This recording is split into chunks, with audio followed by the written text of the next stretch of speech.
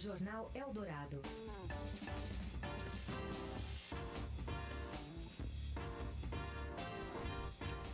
São 7h05. Bem-vindos. Abrimos aqui a segunda hora deste Jornal Eldorado na Rádio dos Melhores Ouvintes. Eu sou a Carolina Ercolim, comigo Raíssen Abac. Seguimos juntos falando dos assuntos importantes desta quarta-feira, dessa semana. Também de olho aqui um pouco sobre a cidade de São Paulo. A gente sabe que tem diversas áreas verdes ou ainda áreas inexploradas pelo mercado imobiliário que viram ilhas em São Paulo e, consequentemente, disputas, né, entre novos proprietários sobre quem está ali naquela região ou quem mora e quer defender aquele espaço. Tem, por exemplo, a discussão do Teatro Oficina, né, o Parque Bexiga, 40 anos de brigas judiciais. Parque Augusta, a gente falou bastante já aqui sobre, né, os moradores que querem um pouco de verde ali no centro da cidade. Tem também agora um parque linear com vegetação remanescente da Mata Atlântica, que fica no meio de São Paulo, ao lado do corredor de ônibus de uma das avenidas mais movimentadas da Zona Oeste, que pode dar espaço a um empreendimento de 5 prédios com 25 andares cada. O Parque Linear do Caxingui fica no Butantã, tem o tamanho equivalente a 9 campos de futebol, várias nascentes, e os moradores da região também estão acionando as promotorias do meio ambiente e da habitação, tentando impedir o avanço dessas obras desde 2017. 2 ações já foram para a segunda instância. Uma delas chegou ao STJ. Na primeira ação, a Promotoria do Meio Ambiente, o MP, perdeu, recorreu em segunda instância, aguarda julgamento. Na segunda, a Promotoria de Habitação e Urbanismo teve o pedido inicialmente indeferido, depois acatado em segunda instância, e agora quem recorre ao Supremo Tribunal de Justiça, o Superior Tribunal de Justiça, são a Prefeitura e as empresas. A gente vai conversar mais sobre esse assunto com o Gabriel Rostey, que é consultor em política urbana e membro do Conselho Municipal de Política Urbana de São Paulo. Gabriel, obrigada por estar aqui. Bom dia. Bom dia, Carolina. Bom dia, Raíssen. Obrigado pelo convite. Primeiro, é correto fazer essa correlação com essas outras áreas verdes de São Paulo que entram em longas disputas, né, judiciais de moradores que querem permanecer com aquela área ali verde próxima e empreendimentos que acabam encontrando, né, esses espaços ainda que existem para exploração em São Paulo? E se é uma área de preservação mesmo ambiental, o Parque Linear do Caxingui, ela pode entrar nessa discussão de venda, de transformar-se em empreendimentos? Olha, eu concordo totalmente com a comparação. Ela é bem procedente, porque é o seguinte: todos são casos de iniciativas que não partem do poder público. Nesse caso, a gente está falando de um prédio que é de interesse social, mas que é de uma incorporadora. E que envolve essa questão ambiental, que passa por parte de autorizações e licenciamentos dados pela prefeitura. E começa a haver aquele tipo de disputa entre os diferentes grupos de interesse.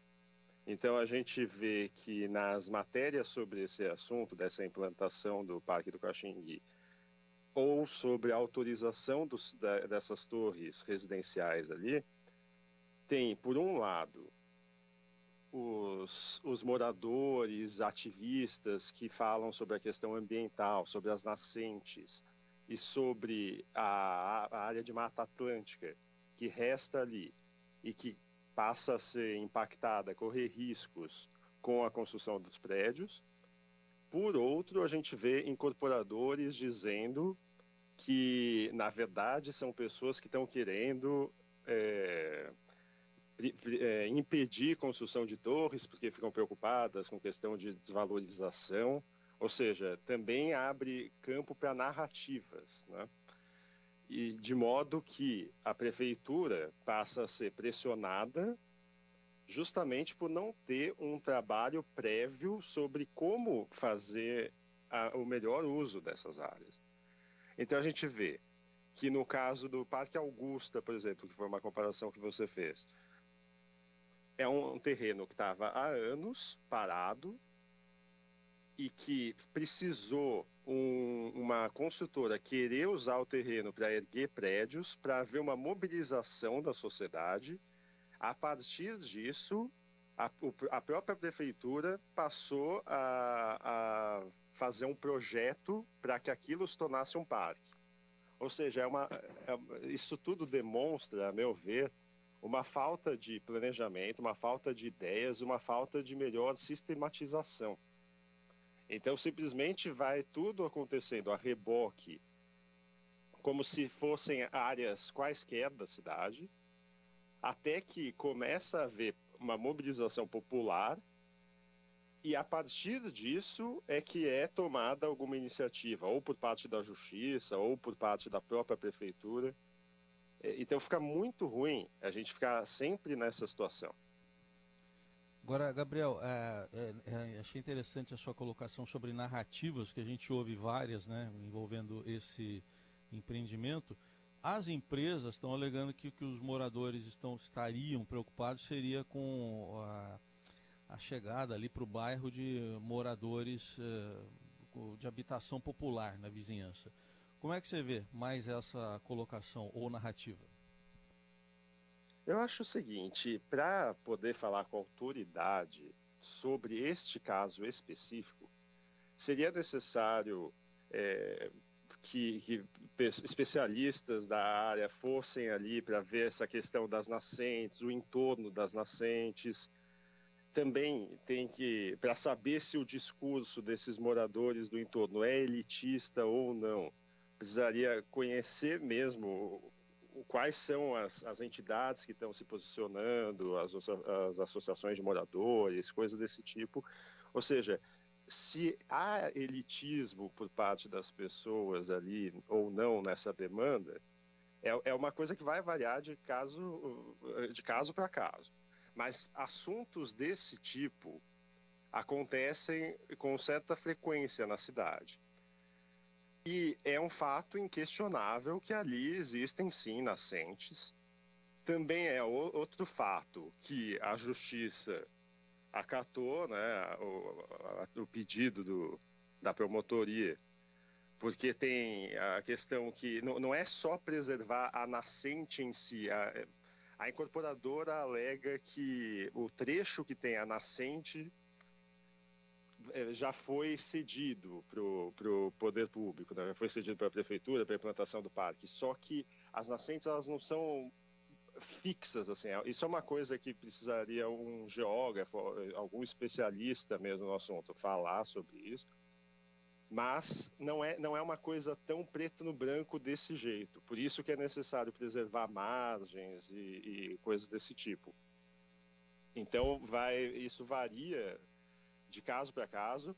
E, por outro lado, existe também isso de um certo elitismo em determinados movimentos. Um caso que ficou emblemático aqui em São Paulo foi aquele da Associação de Moradores do Pacaembu, de Genópolis, que falou que não queria gente diferenciada, né? que o metrô, se fosse feito ali, acabaria trazendo gente diferenciada para o bairro. E isso ficou bem famoso na época. Fizeram até um churrasco, né, da gente diferenciada para ironizar isso. Ou seja, são questões que acabam sempre aparecendo. Tem determinados grupos que têm essa visão, que são contra qualquer tipo de nova iniciativa que possa trazer pessoas diferentes para uma área, que possam fazer com que mais gente more numa área. Só que, de fato, há um problema ambiental ali.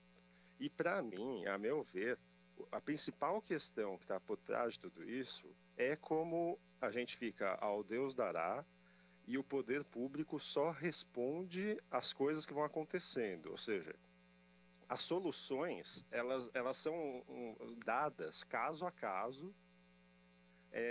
Não é, a gente fica a conta-gotas resolvendo questões de patrimônio ambiental ou patrimônio cultural também, porque o mesmo cenário, exatamente o mesmo cenário, acontece em relação a bens de interesse do patrimônio histórico. Só para ilustrar, e essa questão, a gente está falando do ponto de vista ambiental, mas eu acho que é muito pertinente fazer essa comparação com o patrimônio cultural também, porque São Paulo tem cerca de 4.000 construções que são preservadas, que são protegidas, né, pelo patrimônio histórico. Só que se a gente for ver o Rio tem cerca de 30.000. Nova York tem cerca de 36 mil. Por que isso acontece? Isso acontece também porque quando uma construção pode ser demolida em São Paulo, não significa que essa construção não é de interesse do patrimônio histórico. Significa que o patrimônio histórico não avaliou essa construção, muitas vezes. Ou seja, muitas vezes a gente vê construções que deveriam sim ser protegidas, mas são demolidas, porque quem autorizou aquela demolição e alguma nova construção ali, não foi o órgão de patrimônio. Aquilo simplesmente não passou pelo órgão do patrimônio. Ou seja, foi tratado como um imóvel qualquer, porque aqui não é feito um inventário. O que deveria acontecer é a prefeitura, que tem braços muito grandes, né? A prefeitura da maior cidade das Américas, o maior município das Américas é o município de São Paulo. Não pode alegar falta de estrutura, falta de pessoal, para que seja feita uma varredura em todo o município, a fim de identificar quais são os locais que devem ser protegidos, seja por questões naturais, seja por questões culturais, históricas.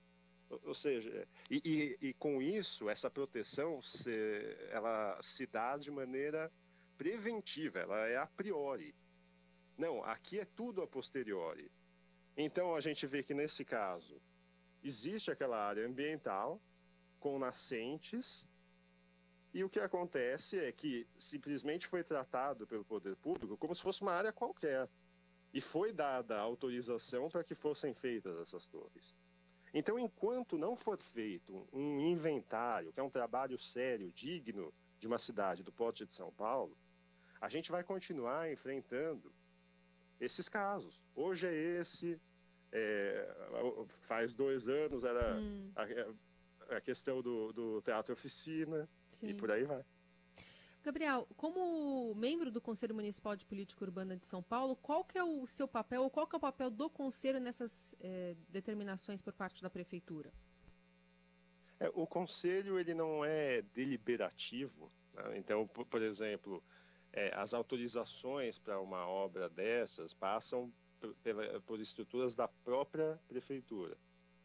O Conselho ele é um espaço de discussão, de aperfeiçoamento, de projetos específicos que normalmente são do próprio poder público ou de planos de bairro ou de mecanismos da própria lei de zoneamento, do plano diretor. Ou seja, ele não é um espaço que é deliberativo, que vai efetivamente autorizar ou desaprovar um projeto como esse. Uhum. Tá. E as obras continuam em andamento? Sim, as obras continuam. Assim, a última questão foi a Justiça suspendeu por hora. E a Prefeitura recorreu. E eu acho que outra coisa que é interessante da gente tratar nesse assunto é que é o seguinte: ali a gente está falando de torres de interesse social, né? Ou seja, a gente está falando de atender pessoas que efetivamente precisam morar no local formal, que provavelmente muitas vezes não moram. O déficit habitacional da cidade é enorme hoje em dia, é crescente, inclusive. E já aconteceu outras vezes de haver essa espécie de conflito entre habitação, principalmente habitação social, contra o meio ambiente, né, contra a preservação ambiental. E eu acho muito incoerente, incongruente que isso aconteça, porque, para começar, o patrimônio ambiental ele tem que ser protegido, porque o custo futuro da gente não respeitar isso, ele acaba sendo muito maior. Infelizmente, já faz um bom tempo, a gente já teve gestões que foram mais comprometidas com essa questão de proteger as áreas de mananciais. A gente tem ali no entorno das represas. A gente tem uma quantidade incrível assim, de gente que mora ali por habitações informais e que acabam poluindo as represas. Enfim, é um problema real da cidade. A gente precisa aumentar a habitação formal, só que não precisa ser nessas áreas ambientais, principalmente quando a gente tem uma legislação que restringe muito a construção. Aqui em São Paulo, o discurso geral da sociedade, a visão geral da sociedade é que São Paulo é uma cidade muito densa e que não tem mais estrutura para continuar construindo prédios e coisas desse tipo. Só que essa é uma visão muito equivocada, na verdade. São Paulo não é uma cidade densa. São Paulo tem, na área urbana, tem menos de metade da densidade de Paris, por exemplo. E densidade é uma coisa que é boa para a cidade, na verdade. Porque quando a gente imagina uma cidade como São Paulo, quanto mais ela tiver áreas densas, mais gente vai poder morar próxima da infraestrutura existente. Então a gente tem metrô, tem trem, tem toda uma infraestrutura, hospitais, etc., que poderiam ser mais bem utilizados se mais gente morasse perto. E o que acontece é que a cidade, ela foi ao longo das décadas, com uma legislação muito restritiva, ela foi crescendo para a periferia. Muito bem. É que a gente está com o tempo encerrado, Gabriel, me perdoe, eu vou te cortar, mas acho que ficou bastante clara essa explicação que você deu do contexto todo da cidade. O Gabriel Rostey, que é consultor em política urbana e membro do Conselho Municipal de Política Urbana aqui de São Paulo, ajudando a gente a entender um pouquinho melhor sobre essa área aqui na Zona Oeste da capital. Obrigada, viu, Gabriel? Imagina, foi um prazer. Bom dia. Também reforço que a gente procurou a proprietária, a incorporadora, né, a proprietária do terreno, a incorporadora, autora desse projeto. E microfone aberto também para a Prefeitura, se quiser se pronunciar a respeito desse assunto. Muito bem, continuaremos acompanhando.